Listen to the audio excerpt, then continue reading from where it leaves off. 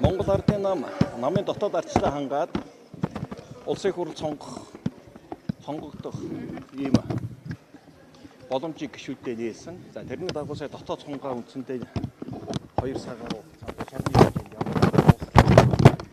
сая намаараа дамжаад бүх гишүүдээс урьдчилсан бас санал хураалт рейтинг тогтоох арга хэмжээ хийгдлээ. За мөн улс орны хэмжээний судалгаанууд бас давхар хийгдсэн. За одоо энийг багцлаад намайг удирдах зүйл одоо яг хуралдаад баг хуралдаа асуудал оруулна да. Би төвийн бүс буюу 5 дугаар тойрог Дархан Сэлэн Төв аймгийг нэгтгэсэн төвийн бүсийн тойрогт өрсөлдөх хүсэлтээ өгсөн байна.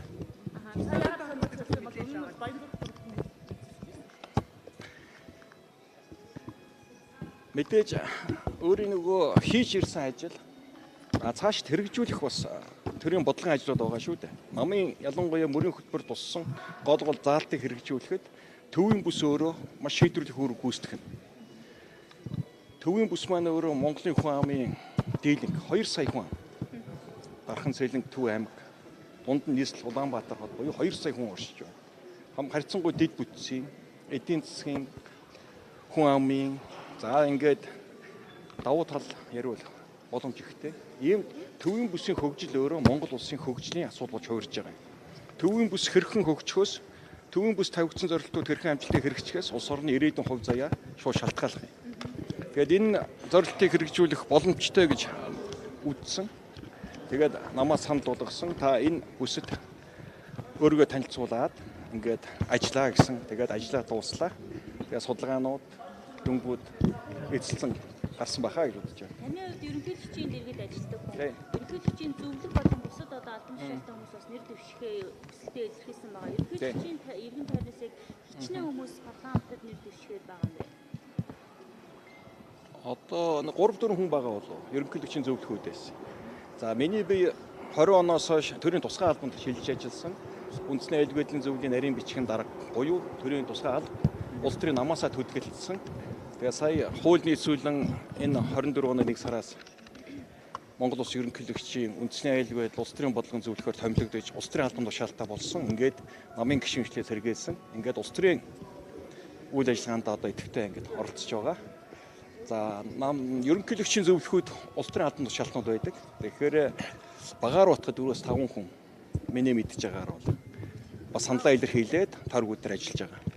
20 онд таныг жидүү сангаас зээл авсан гэдэг шалтгаанаар нэр дэвшүүлээгүй гэж ойлгосон. Энэ удаад та нэр дэвшихээр горилсон байна. Магадгүй тэр зээлийн асуудал нь юу болж өөрсөн бэ? За энэ 10 жилийн өмнөх асуудал шүү дээ. Тэр үедээ энэ асуудал зэгсрээ дуусаад ямар нэгэн өр төлбөр байхгүйгээр ажил хаасан. За 20 оны тухайд бол миний бие их хурал 3 удаа сонгогдсон. 12 жил их хурлын гишүүнээр ажилласан. Ажиллах хугацаанд үндэсний аюулгүй байдал, баталгаан хамгаалах салбар, гадаад бодлого дээр мэргэжиж ажилласан. Маш том багц суулуудыг үндсэнд нь бүгдийн шинжилж дууссан байсан. Та бүхэн санаж байгаа бол яг ингээд энд ярилцлага өгч ирсэн. Тэр үедээ баталсан хуулийн хэрэгжилтэн дээр нь ийм ажиллах санал байсан. Ингээд ерөнхийлөгчтэй хамт үндэсний аюулгүй байдлын зөвлөлийн нарийн бичгийн дарга буюу энэ тусгай албаны үйл ажиллагааг сайжруулах, нөгөө баталсан хууль тогтоомжийг хэрэгжүүлэх энэ чиглэлээр нэлээд ажиллалаа. Одоо дахин их хуралд орж эрхсэн орчныг боловсронгуйлгах улсын хуралд ажиллах юм шаардлага байна гэж одоо намаас үдсэн тул одоо дахин ингээд улс төрийн өрсөлдөөнд орж байна. Намын аюулгүй байдлын нарийн бичгийн дарга ажиллаа өгөөд их хурлын гишүүн болохоор оролцож шүү дээ. Тийм. Алин том яг энэ албыг өгөөд гишүүн болох болов. Том жижигний зөвүүл ярихад тийм зохимжтой биш. Үндэсний аюулгүй байдлын зөвлөлийн нарийн бичгийн дарга гэдэг бол үндэсний аюулгүй байдлыг хангах тусгаалсан чиг үүрэг бүхий байгууллагууд байдаг. Цагдаа, тагнуул, онцгой, зөрчигчин, хэл хамгаалах, гамштай тэмцэх байгууллага гэдэг их орон тангараг өргөж мөрд зүүдэг байгууллагуудын үйл ажиллагааг нь уялдуулна, чиглүүлнэ, үүрэг даалгавар өгнө, бодлогын зангидна. Буюу төрийн нийлэн хатуу ийм үйлүүд хийдэг. За ингээд энд ажиллаад ирж байгаа ирсний одоо үр дүнд энэ салбар дахин өөрчлөлийн асуудлууд шаардлагатай байна. Эргэцэн орчин боловсронгуйлах хэрэгтэй байна. Ялангуяа үндэсний аюулгүй байдлын үзэл баримтлалыг шинжлэх шаардлага үүссэн.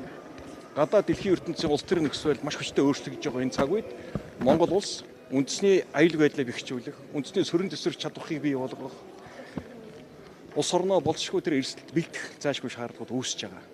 Энэ үднээсээ миний би улсын их хурлд орж тэр шаардлагатай хууль тогтоомжийг бий болгох, энэ тусгай живхэн байгууллагуудаа бэхжүүлэх бодлогын арга хэмжээг авах ийм шаардлага өнөж үдсэн тул их хурлд өрсөлдөё. Та тусгай сантай нэр холбогдохгүй баталгаа өгч чадах уу?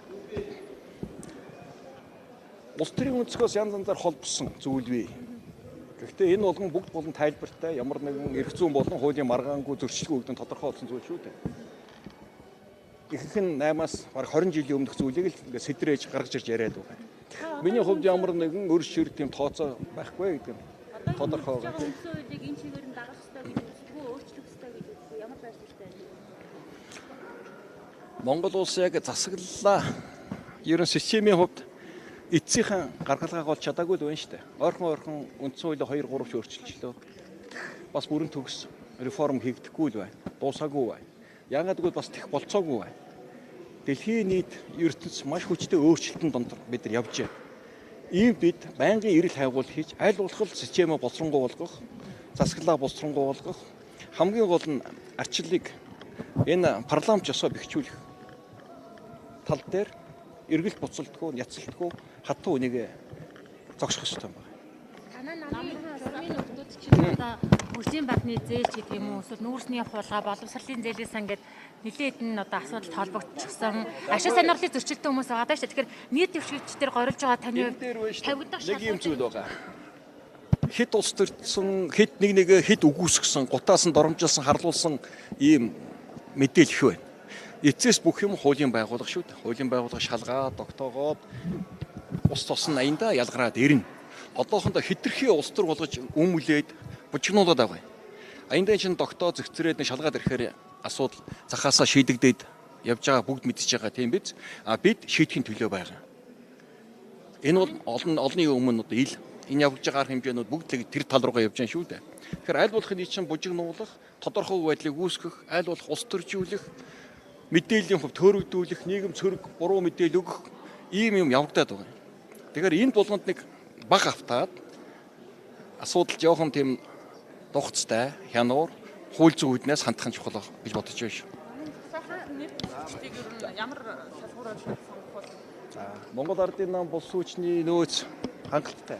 Ахмад дунд залуу үеийнхэн алтан хэлхээ холбоогоо байрна. Мэдээж төрийн албанд бэлтгэгдсэн туршлагатай олон улсууд бий.